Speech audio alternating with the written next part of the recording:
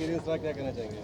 भारत और न्यूजीलैंड के बीच जो द्विपक्षीय व्यापार समझौता न्यूजीलैंड के वाणिज्य मंत्री टॉड मैकले और मेरे बीच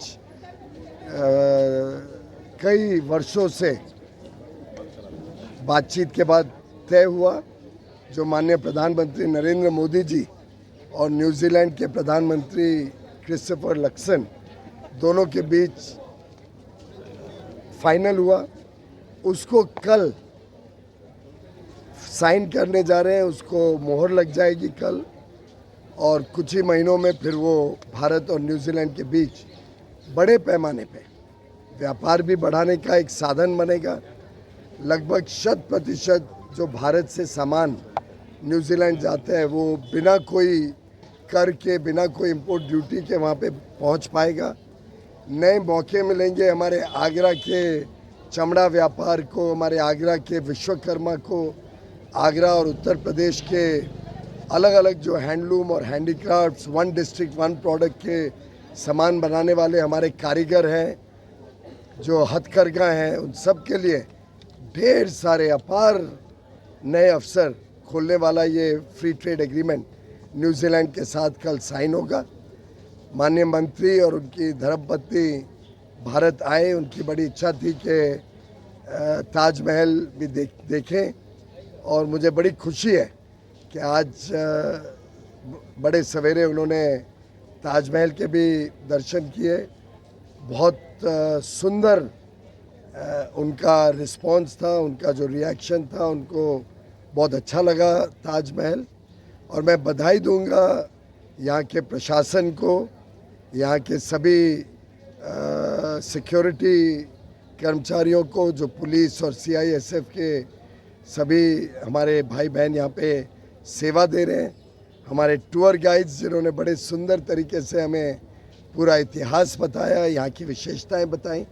एक प्रकार से पूरा माहौल और जिस अच्छे वातावरण में ताज को संभाला गया है, ASI द्वारा, आर्कियोलॉजिकल सर्वे ऑफ इंडिया ने मेंटेन किया है, सभी के साझा प्रयासों से ताज शायद और निखर रहा है और लगातार एक विश्व का आकर्षण का केंद्र बन रहा है। सर, बंगाल चुनाव है, दूसरे फेज में चुनाव होने वाला है, क्या लग रहा है इस बार बीजेपी? बड़ा स्पष्ट है कि प्रधानमंत्री नरेंद्र मोदी जी के नेतृत्व में NDA की सरकार दोनों तमिलनाडु और पश्चिम बंगाल में आने जा रही है।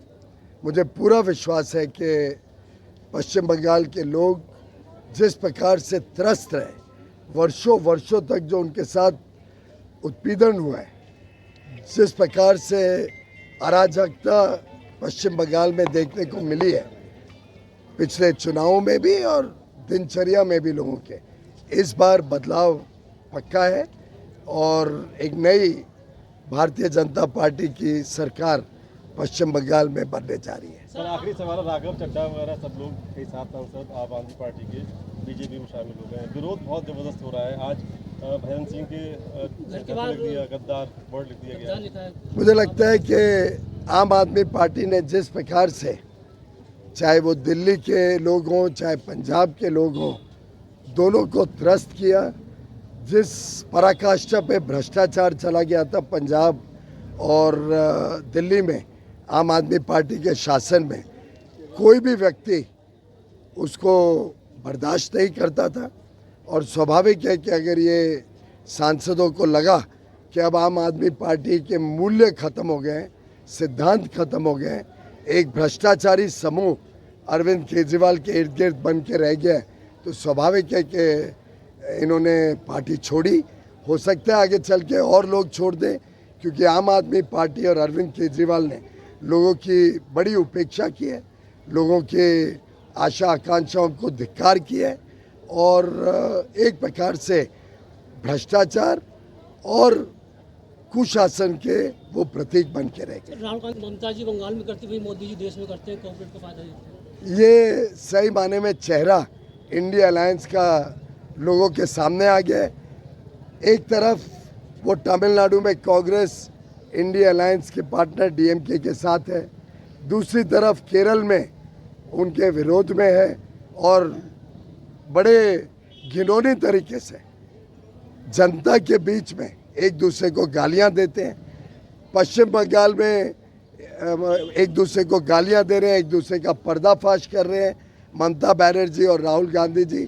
और दिल्ली में एकजुट होकर हम जब महिलाओं को, हमारी बहनों को, बेटियों को 33% आरक्षण देने के लिए उनसे अनुरोध करते हैं, तो ये सभी गठबंधन मिलके हमारी बहनों को न्याय और बहनों को राजनीतिक साझेदारी देने से रोक देते हैं।